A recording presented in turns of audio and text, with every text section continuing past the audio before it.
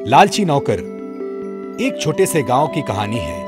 एक गांव में शांताराम और शांताबाई नाम के दो लोग रहते थे। उनको एक बेटा था, पर नौकरी शहर में होने के कारण वो अपने माँ बाप के पास नहीं रह सकता था। एक दिन बेटा रमेश बोला, माँ, पिताजी तुम भी मेरे साथ शहर चलो ना, हम वहीं साथ रहेंगे। इस पर शांताराम बोले, नहीं बेटा, हम नहीं रहेंगे।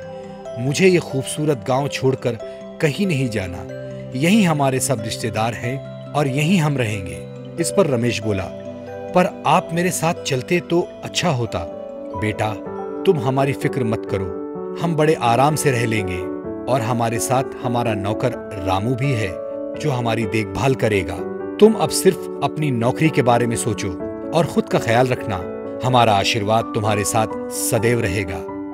ये सुनते ही रमेश अपने माँ बाप का आशीर्वाद लेकर शहर की ओर चला गया।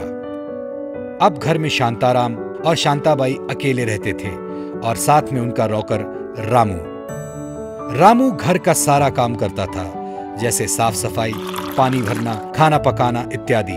रामू कई वर्षों से उनके पास काम कर रहा था, इसलिए शांताराम और शांताबाई उस पर पूरा विश्वास करते थे।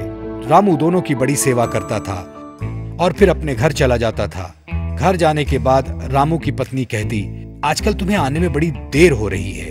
क्या करूं भगवान, आजकल घर का काम पूरा मुझे ही करना पड़ रहा है। उनका बेटा नौकरी के लिए शहर चला गया, अब दोनों बेचारे अकेले हैं। इस पर रामू की पत्नी झट से बोली, अकेले मतलब बिल्कुल अकेले? रामू बोला, जी हाँ, सच में अकेले। रामू की पत्नी आगे बोली, अगर वो अकेले हैं तो कुछ अच्छे अच्छे पकवान बनवा कर लाओ, उन्हें क्या पता चलेगा। बहुत दिन हो गए अच्छा खाना खाए। इस पर रामू बोला, ठीक है भगवान, कल जरूर लाता हूँ। अगले दिन रामू काम पर गया, घर का सारा काम किया और अंत में अपनी पत्नी के लिए चोरी छुपे अच्छे व्यंजन बनाए और घर ले आया। फिर ये सिलसिला चलता रहा। देखते ही देखते रामू की पत्नी की लालच बढ़ती गई। उसने खाने के अलावा घर की चीजें चुराने का आश्वासन दिया। फिर एक दिन रामू ने चुपके से चम्मच चुराया और दूसरे दिन लोटा चुराया और तीसरे दिन कोई और बर्तन, और ये सिलसिला कुछ दिनों तक यूं ही चलता रहा। एक दिन शांताराम रोज के काम से घर वापस आए और अपना लोटा ढूंढने लगे। रामू, अरे वो लोटा कहाँ रखा? रामू ने जवाब दिया, मालिक यहीं कहीं होगा। शांताराम ने बहुत ढूंढा, उन्हें लोटा कहीं नहीं मिला। अगले दिन शांताबाई चम्मच ढूंढ रही थी, लेकिन उसे भी वो नहीं मिला। तब शांताबाई ने पूछा, जरूर कुछ गड़बड़ है, ये सारी चीजें अपने आप कहां जा सकती हैं? शांताबाई ने शांताराम से कहा, अजी सुनते हो, हमारी घर की एक एक चीज गायब हो रही है, जरूर कुछ गड़बड़ है।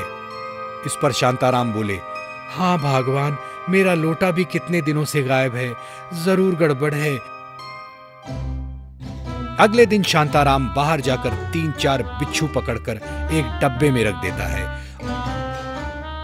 और डब्बे को घर के अंदर ले आता है और रामू को देखकर कहता है, रामू, ये डब्बा मेरे पलंग के सिरहाने रख दे, इसमें सोने के जेवर है। कल डब्बे को बैंक ले जाकर जमा कर देना है, आज के दिन संभालना पड़ेगा।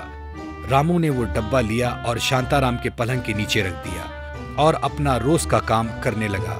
लेकिन काम करते समय ध्यान सिर्फ उस डब्बे पर था। जैसे ही दोपहर का खाना खाने के बाद शांताराम और शांताबाई सोने के लिए तैयार हुए, लालची रामू उस डब्बे की ओर बढ़ा और उसे खोला तो उसमें से 3 बिच्छू बाहर आए।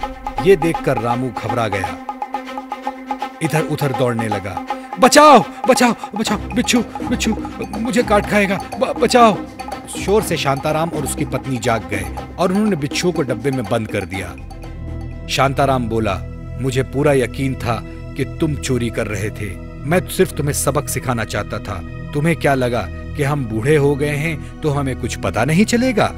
मैं तो पहले से ही समझ गया था कि तुम खाना लेकर जाते थे। हमने सोचा खाना ही तो है, क्या फर्क पड़ता है। लेकिन दिन ब दिन तुम्हारा लालच बढ़ता गया और तुम घर की वस्तुएं चुराने लगे। शर्म आनी चाहिए तुम्हें, जिस थाली में खाते हो उसी में छेद करते हो। रामू को अपनी गलती का एहसास हुआ और वो रोने लगा। तो बच्चों, क्या समझे इस कहानी से? लालच करना बुरी बला है, लालच का रास्ता हमेशा बुराई की ओर जाता है। दोस्तों, पसंद आया ना? ऐसे ही प्यारे प्यारे लाजवाब वीडियोस देखने के लिए प्लीज आपके मम्मी पापा से सब्सक्राइब करने के लिए कहिए ना। हम और भी मजेदार वीडियोस आपके लिए ला रहे हैं। तब तक के लिए शुक्रिया। फिर मिलेंगे